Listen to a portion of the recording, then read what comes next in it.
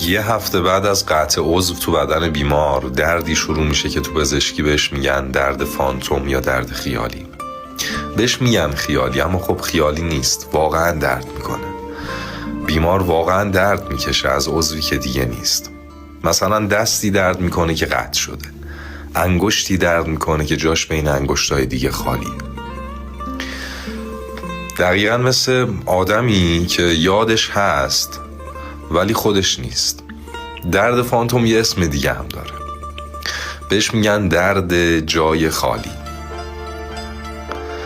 و چقدر ما این روزا داریم درد جای خالی رو حس میکنیم.